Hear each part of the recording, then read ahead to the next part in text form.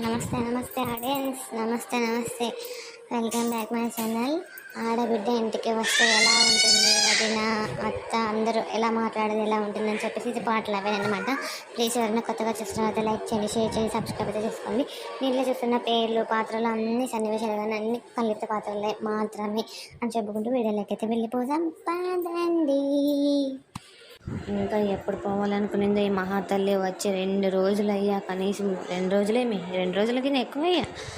ఏమన్నా మతమరికి నేను నాకు అనుకునే చేత కాకట్లున్నాను కానీ ఏం చేయాలప్ప, కదిలించుకొని పోరు. వస్తే గమ్ వేసుకొని కూర్చున్నట్లే కూర్చుంటారు. అదే మేమేమైనా పుట్టింటికి పోతే రా రా రా రా అని పిలుస్తారు. మా అత్త పనికి మాలింది. వాళ్ళ కూతురు వస్తే మాత్రం అట్లా అంటించుకొని గుజ్జులో పెట్టుకుంటుంది. ఏం చేయాల, అట్లుంటుంది చూడు వ్యవహారాలు అంటే. ఏమదినా నువ్వే మనసులో మాట్లాడుకుంటున్నావో బయట మాట్లాడుకుంటావు, నీలో నువ్వే మాట్లాడుకుంటున్నావు. ఏం జరిగింది? ఏం లేదు లేవే, చెప్పు. ఇంకేం కబుర్లు? మీ అత్త మీ మామ ఏమి బాగా చూసుకుంటున్నారా? దీనికి మండినట్టుంది, అందుకే కవర్ చేసేదానికి మా అత్త మామని రంగంలోకి లాగుతుంది. వాళ్ళకేమి గట్టివి బాగా చేసింది తినబడతాయి. ఎప్పుడు జొన్న రొట్టెలే కావాలంటాయి. అన్నం చేస్తే ఒప్పుకోరు. మా అత్తకైతే జొన్న రొట్టె, ఇంకా జొన్న రొట్టె. మా మామ అయినా కొంచెం మాట్లాడతాడు కానీ మా అత్త మాత్రం మొండి మొక్కం మొత్తం మొండిగట్టు ఉంది. అది ఏం చేయాల, ఎప్పుడు జొన్న రొట్టెలు కొట్టుకుంటూనే సావాలా నేను. మీ ఇంట్లో మా అమ్మ మంచిది కాబట్టి బాగా మంచి ఫ్యామిలీ దొరికింది నీకు. అదే నాకంటావా, ఈ నా కొడుకుతో ఏగల్లా, నా కొడుకుతో వాళ్ళతోనే ఏగల్లా. ఒకసారి నా మగుడు కూడా కోపం చేస్తుంటాడు.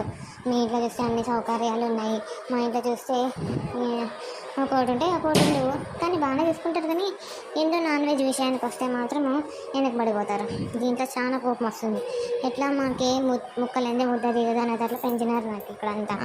ఆడిపోయేసరికి నాకు చాలా బాగా ఎట్లా ఏం చేయలేవు వదినా. మీ అంత అదృష్టం నాకు లేదు. చూసారా నాది అదృష్టం అంట. వచ్చి నెలకి వారం రోజులు లేడే పడి ఉంటుంది. నాది అదృష్టం అంట. మళ్ళీ నా బాధ చెప్పుకోవాలా. వీళ్ళ మా అత్త మామకి చేసే సేవ కాక దీనికి చేసి పెట్టాలా నేను సేవలు. మళ్ళీ పోయేటప్పుడు నేను అది ఎత్తుకోపోతాను, ఇది ఎత్తుకోపోతాను అని అన్నీ చెప్పుకుంటూ కూర్చుంటుంది. మళ్ళీ ఇప్పుడు ఇవన్నీ రంగనాచి మాటలు. ఎంత ఉంది చూడు దీనికి. కనీసం కొంచెం కూడా పనికి రాకుండా ఉండలేవి. ఏం చేస్తారు ఏమంటే ఏదో అంటారు చూడది. వాళ్ళు చూసుకునే లేదు, పక్కన వాళ్ళే. ఇంకా వాళ్ళు చూసుకోరు. అవును, నా జీవితం నేను చూసుకోవాలనేది లేదు. పక్కన వాళ్ళ జీవితం ఎట్లా బాగుందో అని చూసుకుంటారు కానీ మన జీవితం మేము ఎట్లా పెట్టుకుంటే బాగుంటుంది అనేది చూసుకోరు. ఎట్లుంటుంది మా కథ, ఆడబిడ్డల కథ. మళ్ళీ నా మొగుడు వస్తేనేమో నువ్వు మా చెల్లెల్ని సేరు పెట్టు అని కూసి పెడతారు. కనీసం అవును అదైతే ఏమైనా తినిందో లేదో, ఉంచుతారో లేదో ఎవరికైనా కానీ అర్థమవుతుందా? నా మొగుడికి కూడా అర్థం కాదు అది. ఏమ్మా పోతానంటివి, ఉన్నావు? ఏమన్నా అట్లా మాట్లాడతావా అంటే ఇప్పుడే పోయడల్లా నేను వచ్చి 2 రోజులు కూడా కాలేదన్నా, అప్పుడే పంపుతావా నన్ను?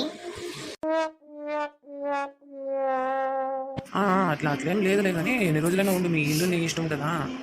అట్లేం లేదులే కానీ అక్కడ బావగారికి ఏమన్నా ఎక్కువ తక్కువ అయితే ఎట్లా అని, అంటే వంట విషయంలో వాళ్ళు ముసలాలు అయిపోయినారు. ఇంకా చేసి పెట్టేది ఎన్ని రోజులు అనేది ఉంటావు చెప్పు. వాళ్ళకి అన్నం తినేకి ఇబ్బంది అవుతుంది కదా. అందుకోసము ఏం లేదు, ఇప్పుడే ఫోన్ చేసిన బాబా ఎప్పుడు వస్తుంది మీకు తెలియదు బాబా అంటే, నేను కూడా ఏం చెప్పలేదు, తెలియదు నాకు బాబా, ఇంటికి పోయినా చూస్తాలే అన్నానా. అందుకోసం నేను అడుగుతున్నాను అంతే. అయ్యో ఉందిలే అన్న, ఒక 2 రోజులు 3 రోజులు టిఫిన్ తీసుకొని తినలేదా? అన్ని డబ్బులు ఖర్చు పెడతారంటే కనీసం వాళ్ళ అమ్మ నన్ను తెచ్చిపెట్టలేడా అయ్యప్ప? ఏదో వచ్చినానులే అన్న, ఏదో సామాన్లు తీసుకోపోవాలని అనుకున్నాను. అవునన్నా చెప్పింది మర్చిపోతుంది. కూలర్ తెచ్చుకుంటున్నారంట కదా మీరు కూడా, నాకు కూడా చెప్పేవాడు అన్న.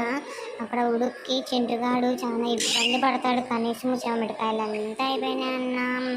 ఇక్కడ ఈపుకి నెత్తి నిండా.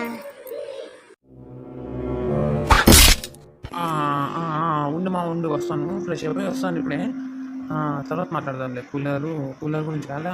సరేలేమ్మా, నువ్వు ఫోన్ చేయి మళ్ళీ మాట్లాడతాను. సరేనా? నేను ఫ్రెష్ అయిపోయి వస్తాను.